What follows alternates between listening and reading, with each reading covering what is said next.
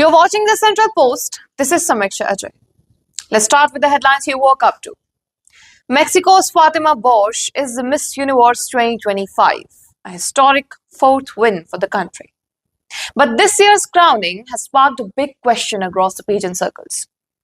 Was the crown earned on stage? Or was it handed because of what happened off stage?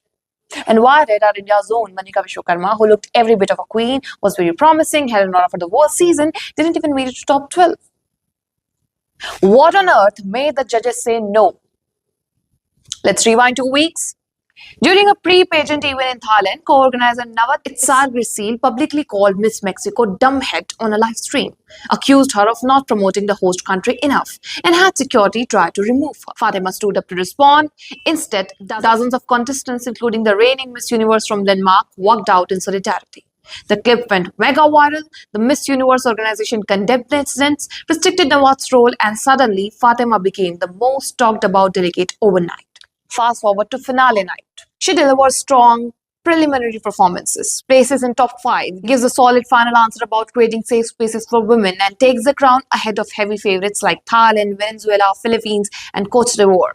Now here's where it gets interesting, especially for us in India. Manika was serving looks grace, pure fire from day one. That golden tree of enlightenment national costume, instant icon, broke the internet. Her preliminary interview, sharp, confident, world-class. Betting sites had her in the top 10-15 consistently. Fans' votes were pouring in. Social media was calling her a future queen. She walked into the top 30 like it was nothing.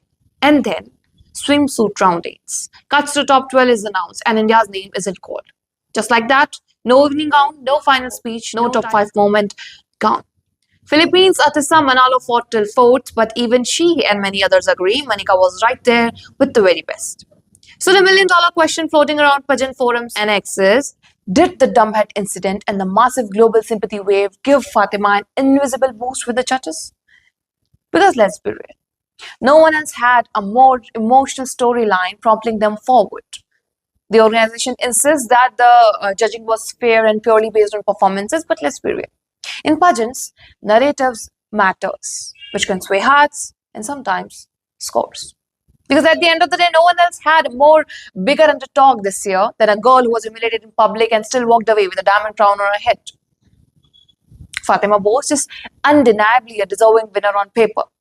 But whether the viral solidarity movement tipped the scales, that's the conversation everyone's having today. And probably will be having for a while now. Keep watching the Central Post for more.